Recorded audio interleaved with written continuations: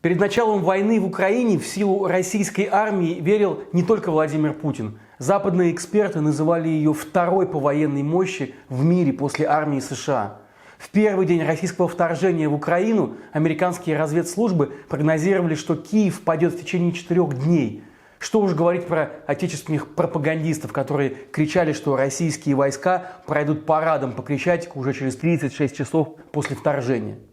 С вами Павел Коныгин, и это формат разбора. Заходите к нам на канал «Продолжение следует», подписывайтесь, ставьте лайки. Это помогает распространять правду.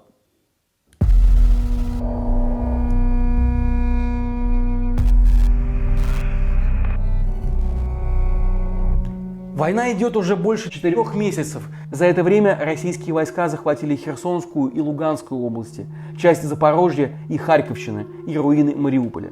Потеряв при этом тысячи солдат и офицеров, в том числе несколько генералов и тысячи единиц военной техники. Вместо парада в Киеве выставка сожженной российской техники, вместо второй помощи армии мира отсталое войско с кучей проблем, в которых даже стыдно признаться. Ну, как назвать российскую армию современной, если ее военные инженеры для защиты от джавелинов на танки ставят корзины из арматуры, а в них кладут мешки с песком? Танкисты эту защиту, кстати, снимают, потому что при возгорании танка выбраться из него становится нереально. Как можно назвать эту армию современной, если цели для ракетных ударов ставят по данным, которые давно не актуальны? Так, например, было с Николаевским портом Ольвия. Его бомбили аж дважды как военный объект, хотя порт уже давно перестал быть военным. В российской армии не хватает профессиональных военнослужащих, поэтому в Украине и появились срочники. Не хватает амуниции, поэтому снимают берцы с мертвых. А еще военные эксперты говорят об острой нехватке опытных командиров, плохой связи и отсутствии координации между разными видами войск. И все это на фоне, мягко говоря, невысокого боевого духа солдат, многие из которых искренне верили, что едут на учения. И, конечно же, отсутствие дисциплины. Отсюда изнасилования, грабежи, мародерство, чинимые российскими военными. Что же стало с российской армией, про непобедимость которой столько лет рассказывал телевизор? Куда ушли огромные деньги, выделяемые на оборону? Давайте разберемся. Но давайте для начала поймем, почему вообще все поверили в миф о великой российской армии. От Советского Союза Россия унаследовала армию в состоянии полураспада. На протяжении первых 2 сроков Путина в российской армии ежегодно погибало от 500 до 1000 солдат и офицеров. Многие вследствие самоубийств и по неосторожности.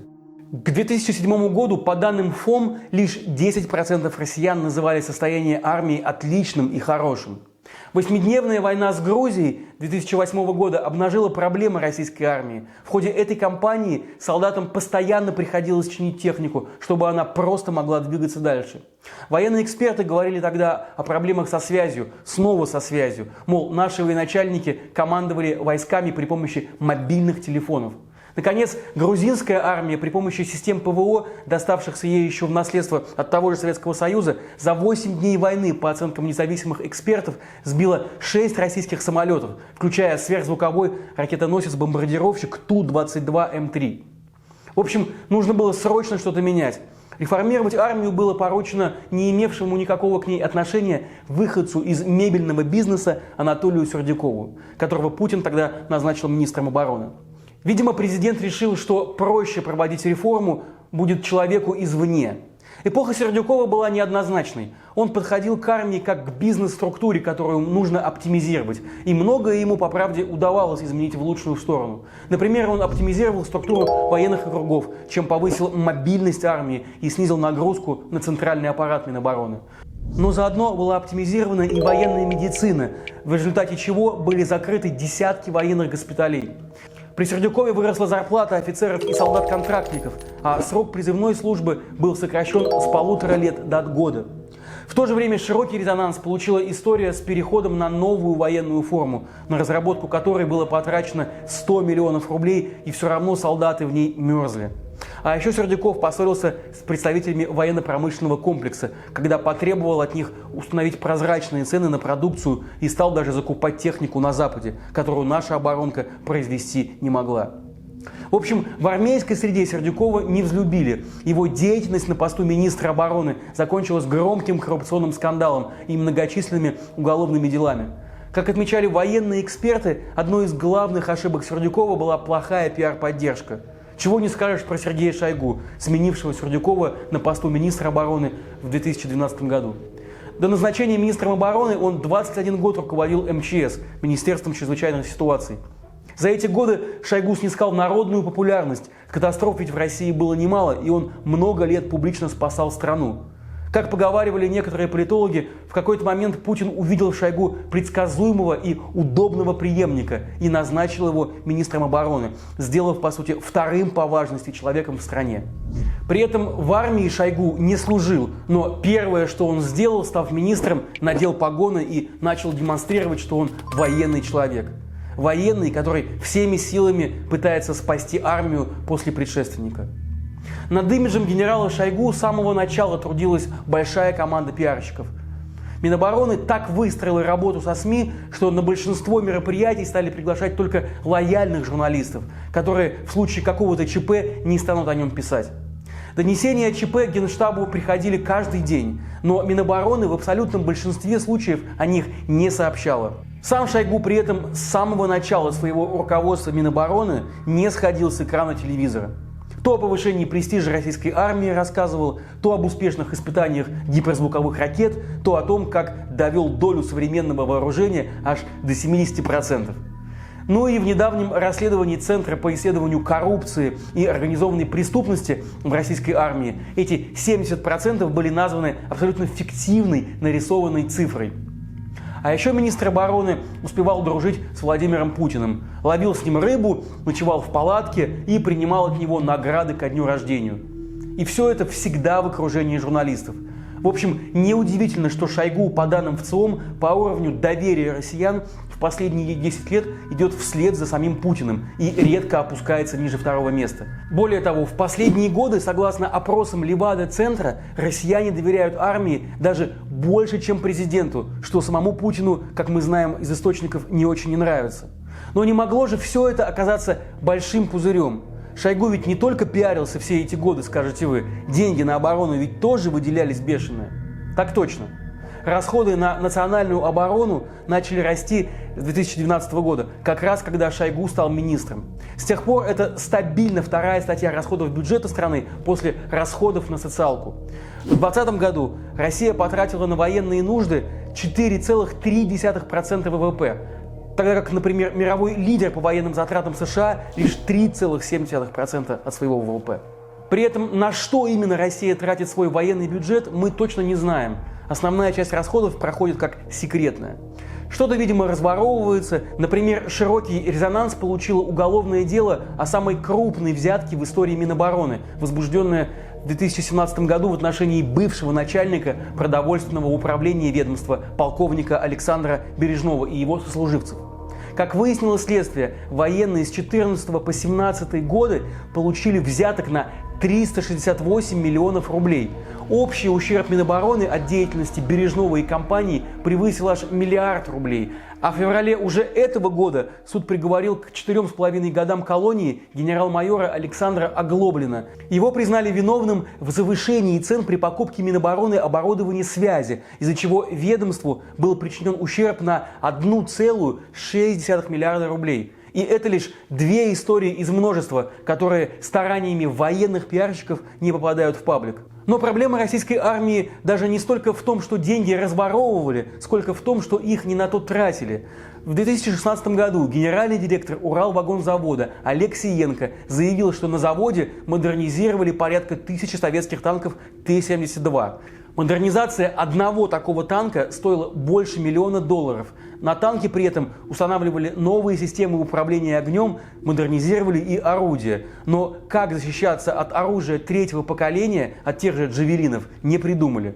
Потому что у России просто нет такого оружия. И в итоге украинцы сейчас в пух и прах уничтожают эти модернизированные танки, обвешанные мешками с песком. Зато на ядерное оружие Россия потратилась от души. По оценкам британского исследователя Джулиана Купера, которые отечественные и военные эксперты считают даже заниженными, в России с 11 по 18 годы на ядерное вооружение ушла 1/6 часть всех военных расходов. И тут возникает вопрос. Если вы вторглись в 2014 году в Украину и в ваших планах все идет к масштабной спецоперации на ее территории в будущем, почему вы так бездарно расставляете приоритеты? Зачем вкладываетесь во все эти «Искандеры» с ядерными боеголовками, «Тюльпаны» и атомные подлодки «Ясень», когда вашим обычным солдатам не хватает даже защищенных каналов связи и просто амуниции? Как это не абсурдно и парадоксально, но Россия слишком понадеялась на Запад в вопросах модернизации своей армии. Власти рассчитывали, что к 2020 году они развернут мощные и современные вооруженные силы, и во многом за счет технической помощи как раз Запада, чтобы этому же Западу потом противостоять. Но после аннексии Крыма против России ввели санкции, и ничего не вышло. Госпрограмма вооружений 2020 так и не была выполнена. Но техническая отсталость российской армии – это вообще-то полбеды. Страшнее ее отсталость ментальная. Дело в том, что российские вооруженные силы еще с советских времен находятся в изоляции. Если, например, китайские военные нередко ездят учиться в западные военные академии, то у нас такого нет и в помине. Во-первых, мы сами лучше всяких западов и все про военное дело знаем. Во-вторых, нечего туда ездить, еще и завербуют. А сейчас у нас выясняется, что российская армия даже и не знает, как вести современную войну. В итоге российские танки идут на Киев колоннами без прикрытия с воздуха, как в 1943 году, и украинская артиллерия и байрактары эти танки просто разбивают. Это системная проблема. В России больше 30 военных вузов, и каждый год эти вузы выпускают огромное количество офицеров. Например, в прошлом году было выпущено 12 тысяч лейтенантов. Но их учат по методикам танковых войн еще прошлого века. И что самое главное, российские командиры не приучены брать на себя инициативу, что жизненно необходимо в условиях современной быстрой войны.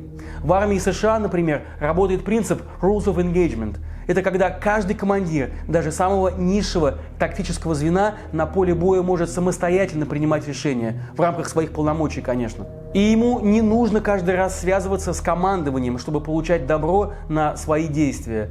Но в России же все построено на иерархии. И не только в армии, конечно. В конце мая 2022 года «Комсомольская правда», российский таблоид, опубликовал интервью с капитаном-танкистом Алексеем Ухачевым, который на момент выхода текста уже погиб в Украине. В этом интервью есть забавный момент. 25 марта Ухачев прикрыл на танке российские войска во время боя в Каменке.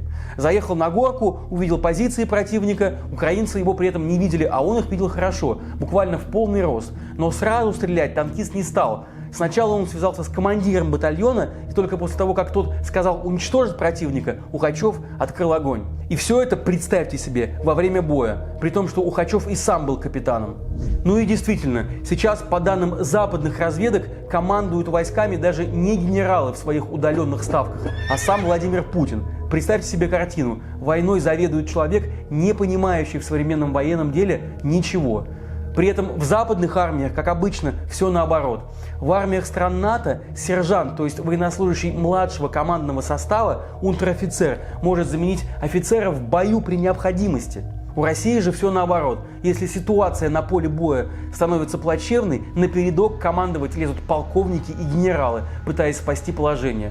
Кстати, именно с этим, по данным американской разведки, связано то, что в Украине с начала войны погибло от 8 до 10 российских генералов.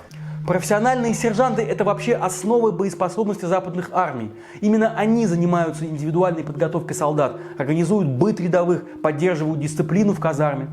В США, прежде чем стать сержантом, рядовой должен прослужить не менее 3-5 лет. И все это время ему ставят баллы за боевую и физическую подготовку, с учетом которых командование потом направляет желающих в сержантские школы.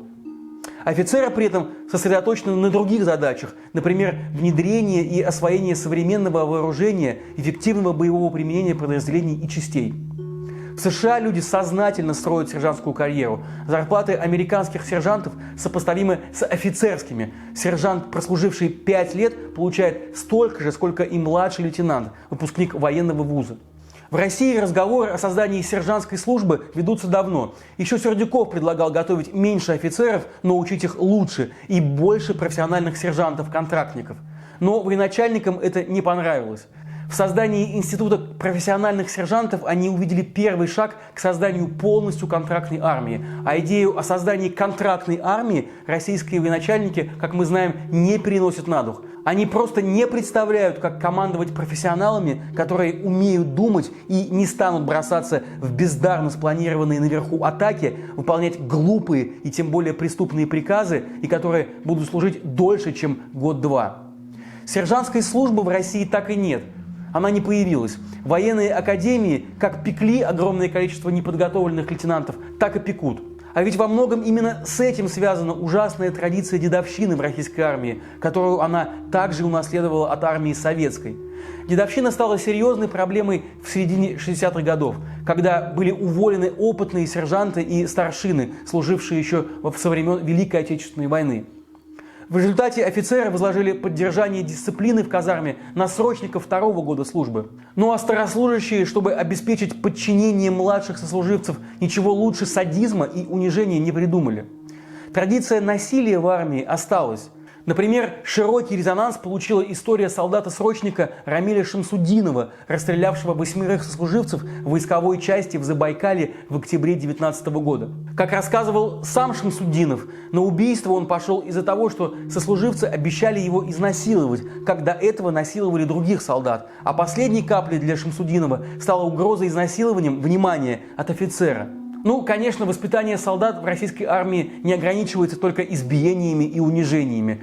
В 2018 году указом Путина было учреждено Главное военно-политическое управление ГВПУ, и в армии официально возродили должность замполита, то есть заместителя командира по военно-политической работе. И вот эти замполиты пересказывают личному составу сюжеты программы Игоря Прокопенко «Военная тайна», рассказывают, как НАТО хочет уничтожить Россию, да раздают анкеты с вопросами об отношении к митингам. Как мы видим сейчас, во время войны все это не слишком хорошо работает на повышение боевого духа военнослужащих. А если говорить вообще откровенно, не работает никак. Жестокая война, развязанная Россией в Украине, идет уже 4 месяца. И сейчас очевидно, украинская армия оказалась сильнее не только морально, что и понятно, украинцы защищают свою страну, но и технологически. Так а что же тогда случилось с российской армией, которую столько лет модернизировали и реформировали, воспитывали, и о которой столько лет россиянам с гордостью рассказывали Путин и Шойгу и все остальные по телевизору? Так вот, с ней случилось то же самое, что и со всей остальной Россией. Интеллектуальная изоляция, невежество и шапка закидательства начальников и безинициативность подчиненных. Разруха российской армии стала отражением разрухи во всей стране. Продолжение следует.